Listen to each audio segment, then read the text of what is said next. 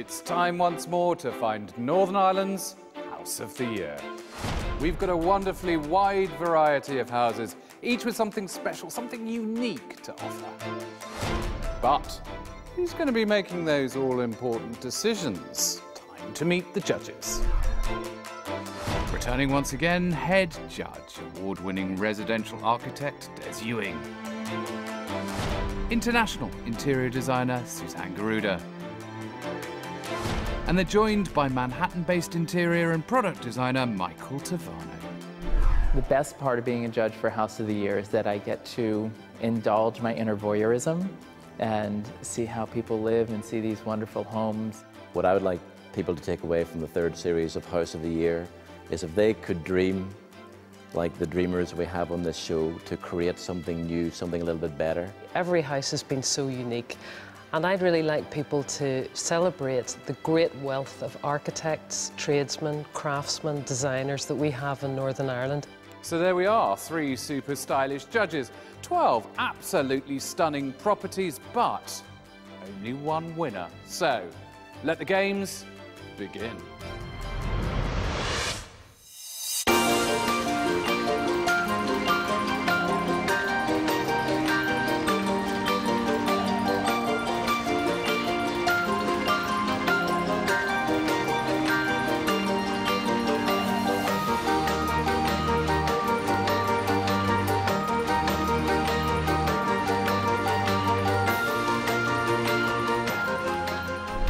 As we move seamlessly towards fulfilling our quest to find a winner, prepare yourselves to meet our last super stylish contenders, any one of which could be House of the Year.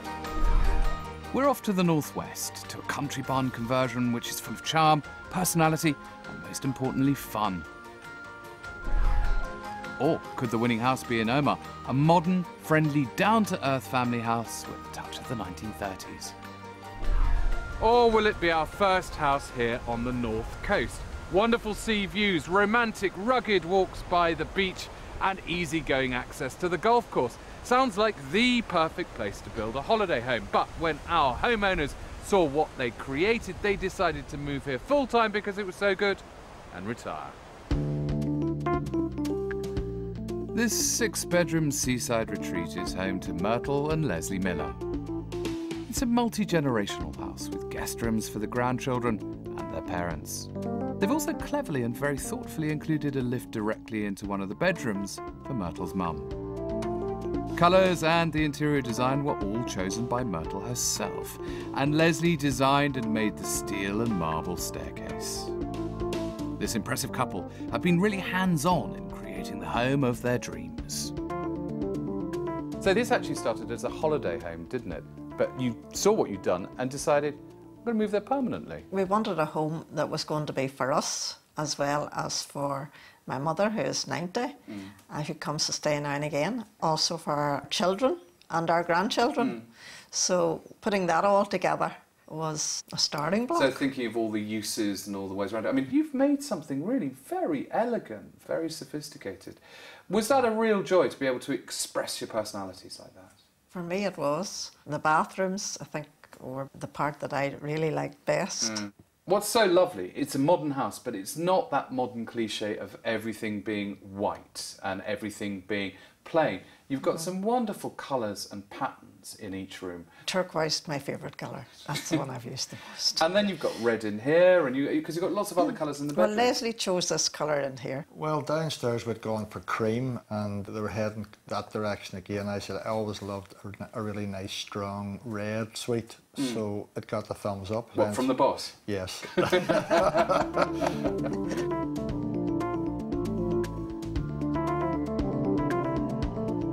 I always think that in America this is the kind of decorating that puts the Bella into Bel Air, but in fact it's probably more like some kind of glossy soap opera. And look at you. You see, there you are, Crystal Carrington, but for Northern Ireland. Looking very glamorous and glossy in here. It is absolutely fabulous. Yeah. I think. I mean, it is just so sophisticated, the colour, the detail. It could be a show home, but it's not, and I love that. I love the fact that you've got these very personal paintings and artefacts and antiques. So there's obviously personality going on there, but the engineering is amazing. Absolutely, and I think because Leslie's an engineer, he's understood that design and construction all work together hand in hand, and that's why this place is not superficial. It's been beautifully designed with a lot of practicality as well as fantastic finishes, amazing colours. You know, exquisite. I mean, this sort of turquoisey, peacocky teal, darling, really lifts everything and stops it being a kind of a smudgy mush of oatmeal, which is very important. What's lovely about this house is, you know, it looks quite cream, but actually it's shaded. We've got at least 8 shades of cream going on here. Yeah, which works really well. So Myrtle is as obsessed by the finishing and the colour as Leslie is by the engineering and the design detail. Perfect couple. And then, of course, we've got this almost traditional snug with the wood burner. Yeah, the fire, I think, is absolutely beautiful. It's perfect in this space. Again, beautifully engineered with the curve that suits the table, which suit the chairs. Incidentally, the chairs were bought first, kitchen designed around them. I like that.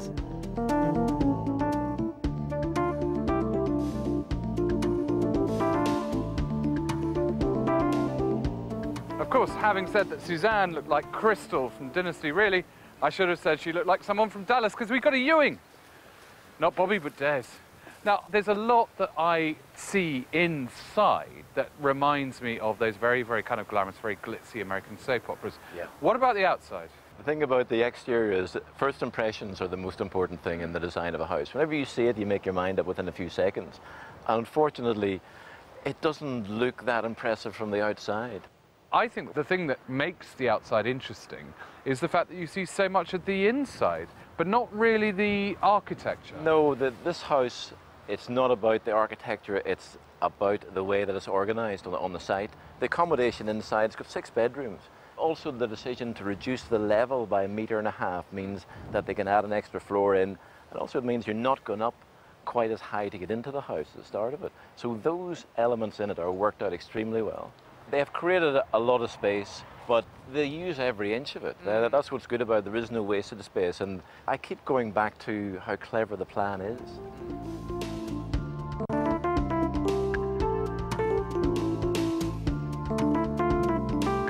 I am more than a little in love with this curved glass screen on the staircase and its relationship to the chandelier, because that kind of detail is incredibly difficult to pull off because it's so sophisticated. Sophisticated is a very good word here. You can colour me surprised. What, with felt tips? No, felt tip. When we drove up here, I did not expect this. I had to take the elevator up. Yes, you see, that's very, very glamour puss, isn't it? The sweeping stairwell, the way it goes up to the 3rd floor, and the colourful bedrooms, the pink girl's bedroom up there. So whimsical. This must be a tremendous antidote to your homesickness, because this feels very American. Is this where I'm staying? Yes, if only. Well, the use of colour in here, this aubergine, I mean, she's done this in each room. She's picked a colour. I mean, I've never seen a nightstand upholstered. We've got these little crystal bling. They've got bling. Just to know. If I was shown this, I'd assume it was a professional job. Right. I would assume it was a decorator, it was an architect, it was an engineer. Actually, it's a couple creating their own home, and it's a masterpiece. It is a masterpiece. The base of the home is beige, many different colors of beige, but then she's used color properly in the pops of it, and they don't only use it, they live in it. An astonishing start to today's programme.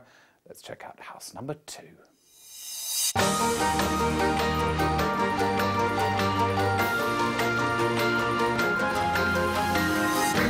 Even when it's just a couple of houses down the street, moving house can be traumatic. So, imagine installing yourself in a disused barn in the middle of a field.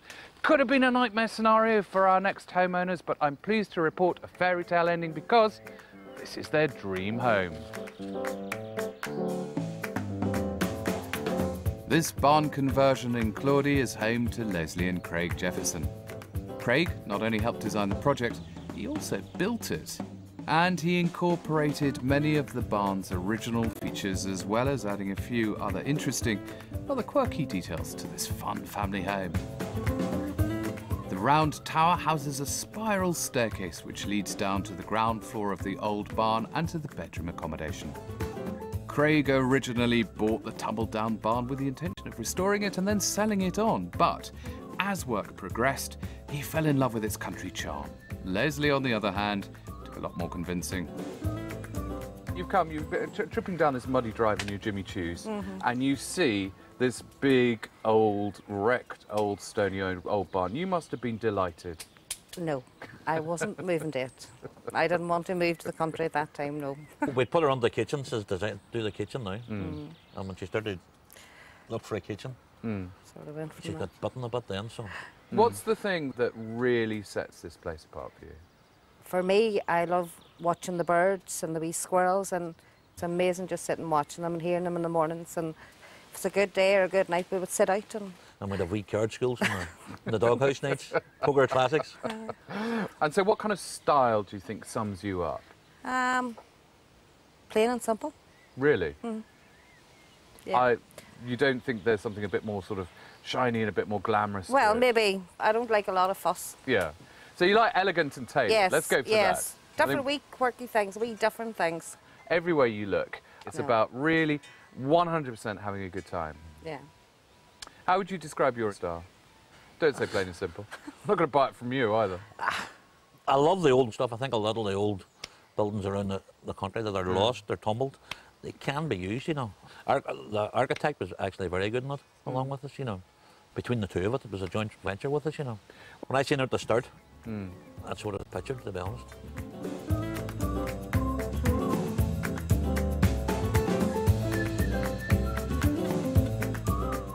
There's obviously a real advantage to having all the living area up here because the views are amazing, aren't they? Yeah. Straight away across the valley. The views are so, you know, lovely and green out there, and then you come in here and it's just so incredibly vibrant. It's all black and red. Yeah. I mean, that's the surprise. Even the Yeah. Arga's black. Yeah. Now, that's a new one on me. But it is a real contrast of materials. You know, yes, you have the very contemporary, the black gloss, the black aga, this incredible bar, but then you've got all the timber and the rustic And elements. indeed, all the slogans. Yeah. I don't think I've ever seen quite so many slogans in one space. I find this so energetic, this Yeah. space. You know, there's so much going on. I think it's very chatty, it's very gregarious. You get a feeling that they do party hard. Yeah. There's lots of really interesting elements in it, though. You know, the beams, that wheel, you know, that's been converted into light, they do work very well somehow. But what about now? This is obviously a massive contrast to the fact that we're in a reclaimed agricultural space, and we've got these big red sofas, these sort of poppy motifs. There's something quite kind of 1970s rock and roll about it. I wouldn't be at all surprised to find out that they've done a bit of rock and roll in their time. Yeah. Well, I think, again, this is a reflection of their personality, absolutely. This is a real fun house, and it really suits that, you know? Right. Very energetic upstairs. Michael is downstairs looking at the sleeping accommodation. Come join me on the spiral staircase.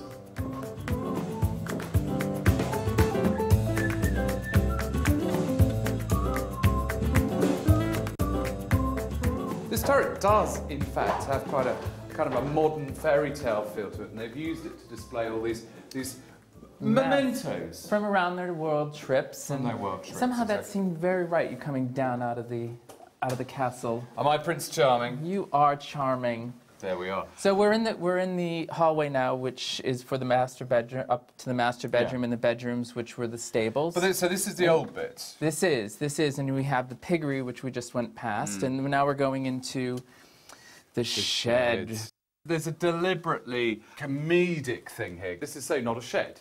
Look at it. No, it's Look at not. the It's not a boudoir. shed. It is a boudoir, and a very feminine boudoir. Yeah.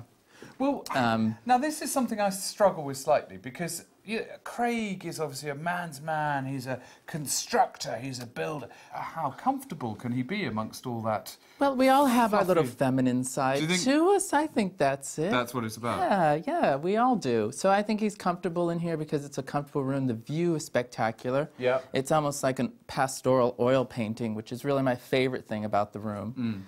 They did have a bit of fun with the chandelier with the fairies hanging on it, so... Yes, I would think there's a very high fairy dust hazard in here. But what about handbag trees? Are they going to catch on?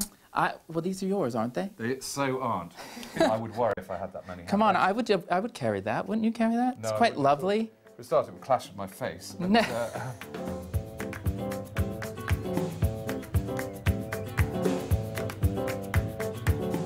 So Des, as an architectural statement, how do you feel this kind of conversion works? Well, the important thing about this is the fact that it is a conversion, that it's not just a house built in the corner of the field, and it's how it fits into its surroundings that's important. I love the fact that it connects with the house across the road. The road runs between the two. It's like the old farms that used to straddle the road, and it's great to keep that sort of stuff in this country.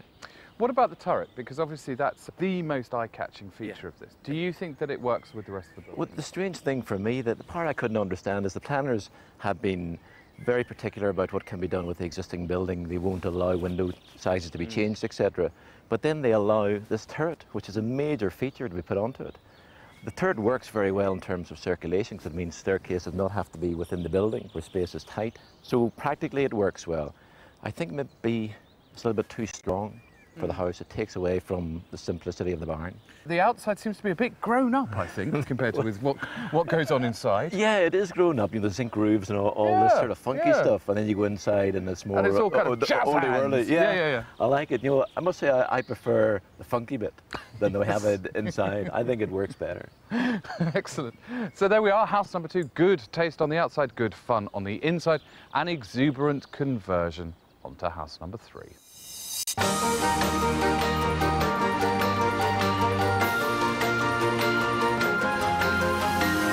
Our third and final property is set in the leafy lanes of Omagh, surrounded by traditional houses built in the time-honoured traditional style. But this house is a bit of a newcomer. When Eamon McMullen was looking for a dream home with his wife Louise, his search took him back to the street where he was born. Their 1930s inspired new build sits on a long, narrow site and has been cleverly landscaped to produce a multi-level garden. Everything has been designed with practical family living in mind. And a large open-plan room incorporates the kitchen, dining and sitting areas, as well as a children's play space. This, to me, is the ideal family home. And in fact, weirdly, it is your family home, isn't it? But it's not this house. It was next door. Next door. I was born and brought up there for 5 or 6 years. So you're having a look at hubby's childhood home, and you think, what an absolutely fabulous place to bring up children. And lo and behold, there's a house for sale next door. What was it like? It was an old 1930s style house with a lovely big long back garden that appealed to me because of having the 3 girls. Initially we thought we would buy it and knew that it would need some renovation and possibly an extension. But when our architect looked at it, he advised us that we would have been better to contemplate knocking the original house down and starting again. So many people would love to be able to start from scratch and make a family home completely designed around what everybody in the family expects to have from their home. We wanted a space where everybody could be, a large kitchen where children tend to want to play, and for us to have friends round. And one of the other things was not to have too many rooms, rooms that aren't used. There you are with 3 lovely daughters. Yes. Where's all the pink? Pink's up the stairs. Is it? Yes. Yes, You see a you lot see, of pink. You see, they've got taste. They've got very good taste.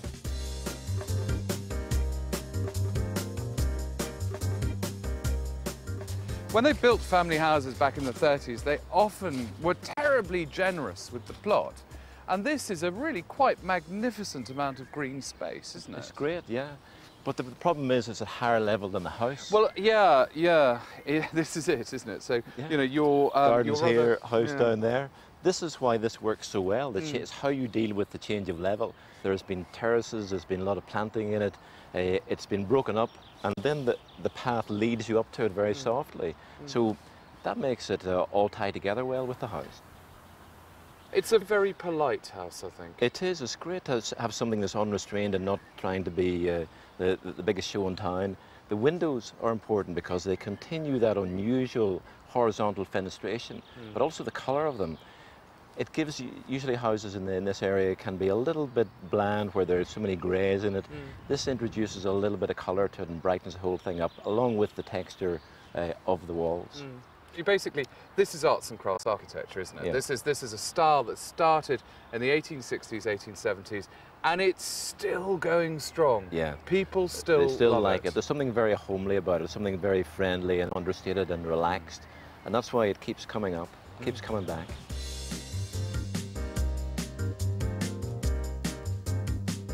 Obviously, Louise and Eamon have built this from scratch, but they've left walls as if there's almost been a series of knock-throughs. And I really like that because it does create these different areas, doesn't it? These different zones. This house is made for living for a family. Kind of a great room, we'd call it. I think it's very funny these days about kitchen design. I think it does come from America, is that you get these very eye-catching island units, which I think people have taken from cookery shows. You know, they want to stand here and sort of address the rest of the family and tell everybody how the chopping's going. It's very convenient, and she has all the conveniences, is that, you know, the drawers that pull out, which are really great for storing and easy to get to. She has the pantry cabinets, just perfect, and the American-style refrigerator. They have the counter for the kids to dine at. She does cook a lot, so, you know, the stove is perfect for her. She has the great little details where, for the plugs. That's very Thunderbirds. Isn't that great? What about colour? What about decoration? But, you know, she's done a great job with colour throughout the house. She's not afraid of it. She's been using it. This room itself is more browns and, you know, very, very livable. Because with 3 girls running around the house, you know, you're going to get messy. So it really doesn't show the dirt as much. But upstairs, she's done some great colours, great colours. Well, definitely, there's a real sense of sort of comfy, cosy, family-orientated fun here. So there we are, a bit of a thumbs up there from Michael. Let's go and catch up with Suzanne upstairs and look at some of those colours.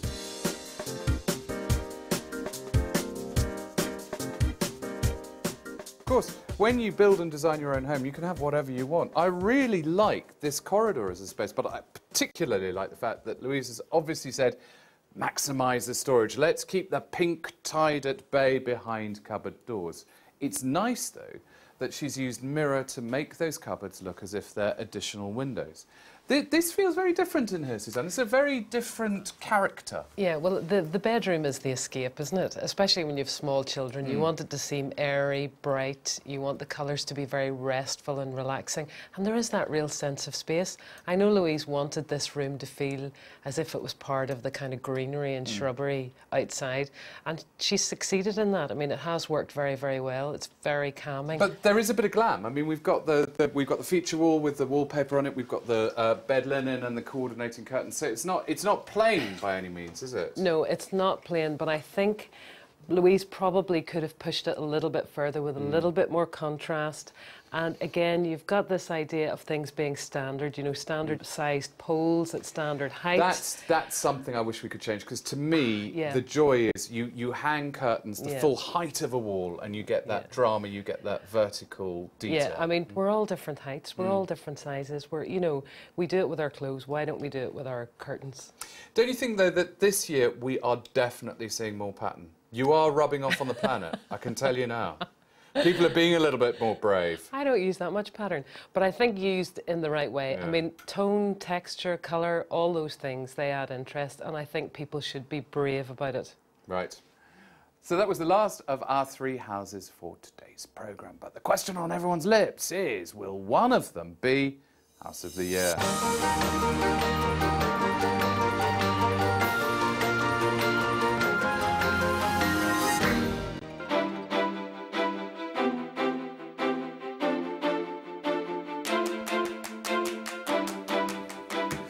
Well, there we are, the last 3 houses in this year's series, and weren't they astonishing?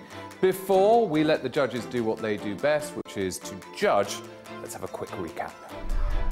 Could our winner be house number 1?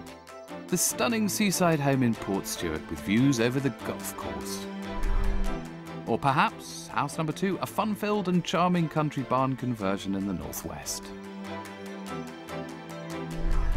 Or the last of our houses, house number 3, a family house set in the leafy lanes of Omagh. It's time to find out what our judges think.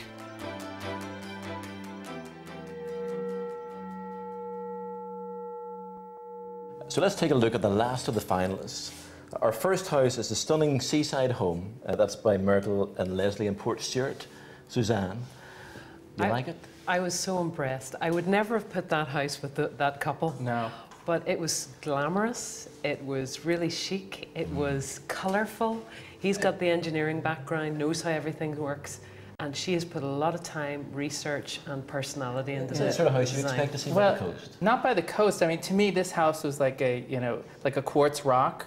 You'd see the kind of this dull rock, and then you break it open and it's the jewels inside. She made a decision of how she wanted to do the house, and she stuck to it. They have a 6-bedroom house there that has got every piece of accommodation you could require. Yeah. It's got a nice private back garden sheltered from the sun, and it's got sea views on a very tight plot. It is very cleverly produced. These houses are always difficult to design because all you want at the front is glass, and then sometimes it's difficult to fenestrate that. But if they'd softened the landscape, perhaps that's it. That's something that could have helped with it. Really. But apart from that, very successful. Yeah. Very successful. So the second house is a real fun house, a country barn conversion in Claudy, and this is Leslie and Craig. Right. To me, this was the opposite. It was that the outside was really pretty spectacular. Then when I went inside, fairies, and it was very sweet. It really reflected them because they're very down to earth. Yeah, they love their countryside. Suzanne, do you see it? Yeah, I mean, again, what really impressed me about it was an old barn, and Craig is a real craftsman. He's a joiner, he's third-generation builder. Right. He saw that building, fell in love with it, and between them as a couple, they've really breathed new life into that, and an enormous amount of playfulness and fun. That big bar down the centre. Yeah, that is a party house. It is a party house. It's definitely a party house, and it is exuberant. They've done very well with their planning because it's a building. It's the sort of building, first of all, that should be used. And it's quite difficult to use because it's so close to the road. We can't underestimate the amount of constraints that they had to work with it. And they've ended up with something that is not for everybody, but it has got a certain flamboyance to it. It's special. It really is special. Next we have, this is our very last house, is a modern family-focused home in Omagh. And this is Louise and Eamon. Suzanne, you had a good look around that one? In terms of the architecture and the interior design, I think it was very safe. I think they played maybe a little bit too safe, but I'd say that was to do maybe with the location and just their lifestyle. Yeah, now one point about that is every house in the street cannot be the feature. I thought the layout was great. The layout was really great inside. I loved the way that the rooms flowed. It did have a really nice flow to it, and structurally it had great integrity. I agree that it had really good balance to it and good form. Yeah, it's a good, honest family. Yeah, home. it really is, and that's a great way of saying it. It really is, and they've done it themselves again. It's comfortable, it's practical, the colours are good. Yeah, she did a good job with the colours. Those girls' bedrooms were adorable, and all the pink. And their master bedroom was nice. And the garden and the connection. That was a big garden. But such a homely home, and very practical family home, and really conveyed a real sense of warmth. It really was warm. It was. That's it. I mean, there has been so many great examples of a really high standard of houses this year. It's going to be an absolutely great final.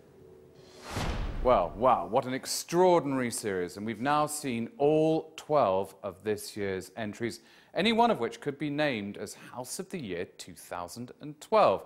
Join us next week when our judges have the unenviable task of deciding which one of those fabulous properties will be named as House of the Year. We'll be in Belfast for our grand final, so join us then.